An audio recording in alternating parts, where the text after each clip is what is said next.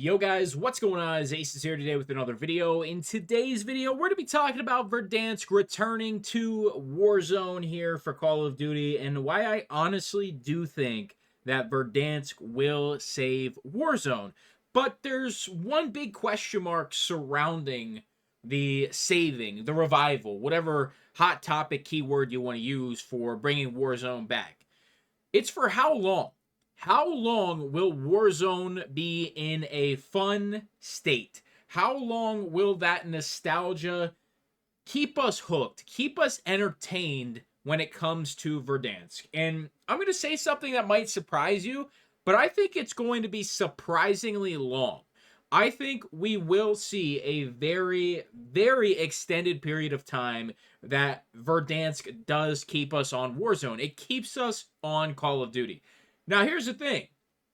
It doesn't take very long for a lot of players that play a lot of Call of Duty for their algorithms to kick in. And you guys know exactly what algorithms I mean. Whether that's EOMM or SBMM, it doesn't matter which one. Those algorithms, after just a few games, and if you're on for an extended period of time, you're gonna start feeling those algorithms. And with the sponsor of today's video, you don't have to worry about those algorithms when you are loading up Verdansk for the first time. NoLagVPN is the best Call of Duty VPN for Warzone and for regular multiplayer Call of Duty when you're hopping into a pub on Black Ops 6. NoLagVPN offers a high-quality VPN service for all players, whether you're on console or PC. If you're on PC, you can also take advantage of their Geofence, which I would highly recommend you do. NoLagVPN offers an extremely affordable service, and if you click the link in the description or the pinned comment, you guys can actually get yourself up to 62% off the service. And if you actually use code ACESGAMING, you can knock a little more off of that. NoLagVPN offers you a ton of different locations to connect to. And the biggest thing with NoLag is, here's the thing. A lot of these other VPN companies, they route all of your data. NoLagVPN is going to route only the important data so you can stay on a stable and a good connection. They have a ton of different servers, which I'm going to flash up on screen for you. I've always recommended playing on the India server, but as VPN services have gotten more popular over the course of Black Ops 6, because a lot of people have been experiencing SBMM, EOMM, some of these algorithms that are affecting your gameplay, it's just one of those things where any of the 5-star servers are going to work out for you. The India server, I've definitely noticed some other players with VPNs on there. So just want to let you guys know that it's not a guaranteed bot lobby by any means. You are going to have other players using VPN services, but I did want to let you know that that is my personal go-to. With Verdansk coming back, you are going to be experiencing some sweaty lobbies, especially in those solos.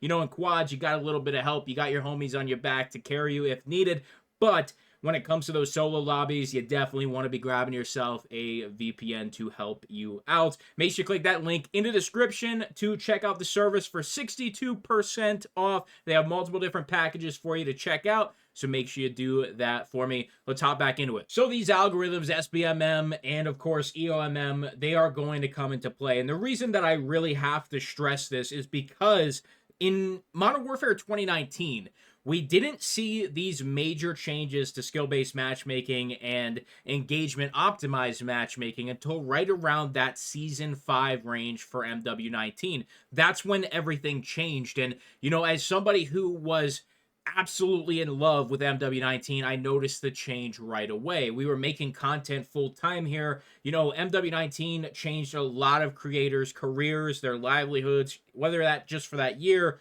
or just since then. Warzone has put a lot of creators on the map. And even myself, I don't know if it was Warzone or MW19 specifically, but I had my first ever million-plus view video where I mistakenly said clip instead of magazine, and that was when I stopped calling magazines clips. So thank you to every single person who roasted me. It was well-deserved. I'm a huge Tarkov nerd now, so I roast people for doing that too. But back then, we didn't have these algorithms, at least with that strength that we have them now.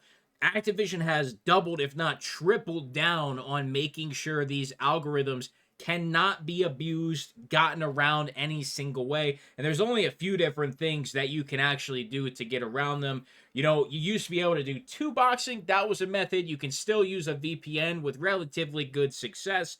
There are still other things you can do. Like if you have 5 other players that are terrible at the game and you hop in their lobby, those 5 are going to average you out. So you can basically 6 box if you want. But you know, you have to be in the lobby with them. There's no weird joining techniques or anything like that now. So it's very hard to get around these algorithms that Activision has pushed and pushed and pushed. And it's actually come out in a recent interview that one of the devs for one of the studios, I believe it was Raven Software, but I could be wrong on that. Don't quote me. I believe one of those devs said half the player base would disappear. And it's funny because since Black Ops 6 has come out, like, I think 60 to 70% of the player base has already disappeared. So how long will Verdansk keep us entertained? How long will it keep our attention? I truly believe that if you have friends that you played with during the 2020 era of Call of Duty, that it's going to feel pretty similar and you're going to have a lot of fun.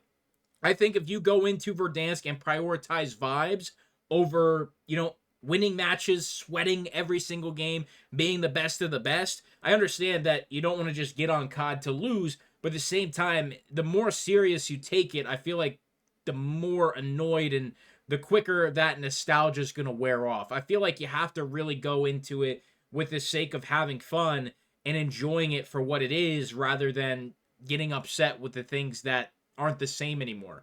And, you know, with the recent addition of the Slipstream perk to Black Ops 6, that's a step in the right direction. There are talks that floating loot is coming back, another step in the right direction. Verdansk itself coming back is obviously a major step in the right direction. And apparently they're going to bring back weapons like the Gra and the Kilo. Some of these ARs that were absolutely iconic. But at this point, I ask, and it's something I've talked about in a recent video, why not just turn on the servers for Modern Warfare 2019? I think you would see a massive resurgence in Verdansk and in Warzone and in the Call of Duty brand, just letting us play on the old engine and play on the old servers. Now, of course, there's things that, you know, we won't have certain quality of life changes that we have now in Warzone, but I think that's a trade-off that needs to be had. And they obviously won't do it because that's a sign of defeat. But at the same exact time, it seems like we are going to get a lot of things to try and make the experience as close as possible. And while I think that is still a brain-dead decision, and it's less work for them just to turn on the servers with a click of a button, pay for some servers, and work forward instead of working backwards, I do think that we are still going to find a large amount of enjoyment playing Verdansk again, even though we are playing on this Black Ops 6 engine. Do I think omnidirectional movement is going to have a place in Verdansk? Sure, I think it could work. Do I think it's the end of the world? No. Do I think the clunkiness of Black Ops 6's movement is the end of the world for enjoying Verdansk? No, I don't. Cheaters, obviously, we're not even going to rant about it. It's going to be an issue. It's 100% going to be an issue. Ricochet and the shadow banning of, you know, players just getting spam reported happens a lot in Warzone. It's going to be an issue. You know, you're going to have certain things that if they start happening frequently and they are genuinely impacting the player experience negatively often enough, you're going to see massive backlash and it's going to die a lot quicker. I think, in my personal opinion, we are going to have at least 60 days to 90 days of fun, enjoyable Warzone where there's going to be a significant amount of the player base playing the game. There's going to be a small mini resurgence, and if issues are not fixed within a timely manner, because there's going to be tons of bugs. You know there's going to be tons of bugs. There's going to be under-the-map exploits, as there always is. There's going to be other exploits and cheating and all these things. If they do not get a handle on it, and if they let it go out of control, they're going to enjoy their 3 months of profit for, what, the Q3, Q4 earnings report, and then it's going to dive off a cliff, or it's going to stay relatively high because the next Call of Duty release is right around the corner. That's all I have for you guys today. Do me a huge favor. Make sure you drop a like on this video, and of course, make sure you subscribe to the channel for more Call of Duty content when Verdansk does come back. I'm going to be playing it a lot. I'm very excited for it. So hopefully the duo is going to take a little time off work to squad up with me. But there will be gameplays, whether they're here or on the Aces Plays channel. But make sure you are sticking around, and I will let you guys know where to go accordingly as Verdansk does release. I appreciate y'all. See you in the next video. I'm out.